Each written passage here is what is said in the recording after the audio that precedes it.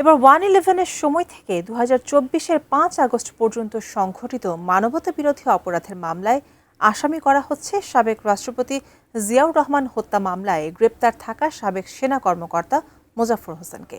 তাকে গ্রেপ্তার দেখানোর আবেদনের পরিপ্রেক্ষিতে দুপুরে বিচারপতি নজরুল ইসলাম চৌধুরীর নেতৃত্বাধীন আন্তর্জাতিক অপরাধ ট্রাইব্যুনাল 2 আগামী বৃহস্পতিবার সকাল 10টায় মোজাফফর হোসেনকে আদালতে হাজির করার নির্দেশ দিয়েছেন। পরে এই বিষয়ে ব্রিফিংয়ে ট্রাইব্যুনালের চিফ প্রসিকিউটর মোহাম্মদ আমিনুল ইসলাম জানান, সাবেক সংসদ সদস্য অবসরপ্রাপ্ত লেফটেন্যান্ট জেনারেল মাসুদ উদ্দিন চৌধুরীর সাথে 111-এর সময় থেকে 16 বছর যোগাযোগ ছিল মোজাফফর হোসেনের। বিভিন্ন সময় তাদের মধ্যকার কথোপকথনে মাসুদ উদ্দিন চৌধুরীর মতো মানবতা বিরোধী অপরাধে মোজাফফর হোসেনের সংশ্লিষ্টতা পেয়েছে ট্রাইব্যুনালের তদন্ত সংস্থা। এর সূত্র ধরেই তাকে আসামি করার জন্য গ্রেপ্তার দেখানোর আবেদন করার কথা জানান চিফ প্রসিকিউটর।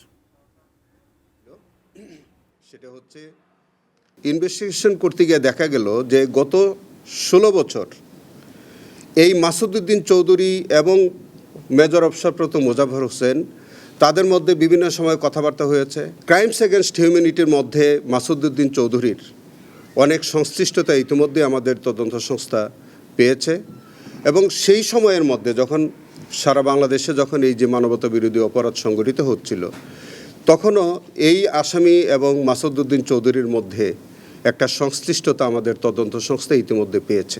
আগামী 23 তারিখে 10টার মধ্যে তাকে হাজির করার জন্যে আর্মির অ্যাডজুটেন্ট জেনারেল বরাবরে একটি প্রোডাকশন ওয়ারেন্ট ইস্যু হয়েছে।